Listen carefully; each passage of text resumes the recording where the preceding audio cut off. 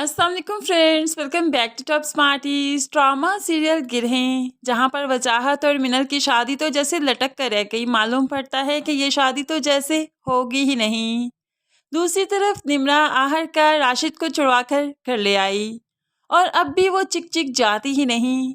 दोनों में काफ़ी लड़ाई हो रही है जो कि सुरैया बेगम को बर्दाश्त नहीं। सुरैया बेगम तो चाहती है घर का माहौल पुरसुकून हो जाए ताकि निम्रा चुपचाप अपनी जॉब पर जाना स्टार्ट हो जाए, राशिद उसे कुछ ना कहे और फिर फरजाना और जुनैद के रिश्ते के लिए भी राशिद खुशी खुशी मान जाए। लेकिन ये सब कुछ सीधे तरीके से तो मुमकिन नहीं, इसके लिए उंगली टेढ़ी करना बहुत ज़रूरी है। तभी तो सुरैया बेगम फरजाना से कहने लगी, अब मैं वो कुछ करना चाहती हूँ जो मैंने आज तक नहीं किया था। मैं इस घर का सुकून चाहती हूँ, राशिद को ऐसा बनाना चाहती हूँ जैसा मैं चाहती हूँ, इसलिए मुझे वो कुछ करना पड़ेगा जो मैंने आज तक नहीं किया।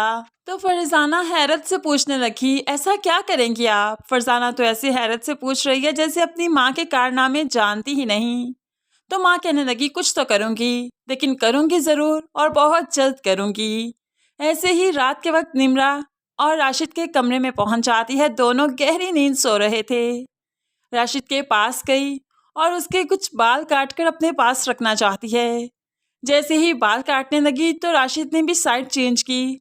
होप्स उसकी आंख भी खुल गई और वो अपनी माँ को भी देख ही लेगा। लेकिन यहाँ पर राशिद नींद में ही होगा, जिसे मालूम ही नहीं पड़ेगा कि इसकी माँ क्या कर रही है, क्योंकि वो जेल की सलाहों के पीछे से आया है। नींद, भूख, प्यास सबका तरसा हुआ है। ऐसे में खुलकर नींद पूरी कर रहा है। दूसरी तरफ फिरोज, जो कि बार बार सदफ को इरिटेट करता था, उससे बार बार पूछता था, राशिद कौन है, इससे क्या रिश्ता है तुम्हारा? तो आज सदफ ने हिम्मत करते हुए फिरोज को सारी हकीकत बता दी। मोहब्बत करती थी मैं उससे और वो मुझसे। हम दोनों शादी करना चाहते थे, लेकिन फिर उसकी ज़िंदगी में निम्रा आ गई और मेरी ज़िंदगी में आप आ गए। हम दोनों की शादी अलग अलग इंसानों से हो गई, बस इतना ही। या कुछ और भी सुनना बाकी है? कुछ और भी बताऊं क्या? अब तो फिरोज को बहुत गुस्सा आने लगा।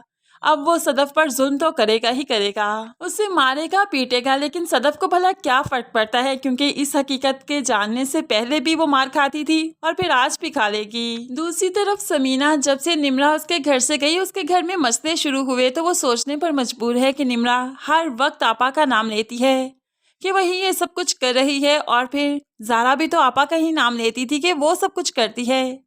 ऐसे में समीना सोच में पड़ गई कि किसकी बात पर यकीन करे और किसकी नहीं। होप सो यहाँ पर वो अपनी औलाद की बात पर ही यकीन करेगी, क्योंकि दोनों बेटियां एक सी बात कर रही हैं। लेकिन खैर, यकीन करने का भी क्या फ़ायदा, समीना कुछ नहीं कर पाएगी। जो कुछ सुरैया कर सकती है, समीना तो सोच भी नहीं सकती।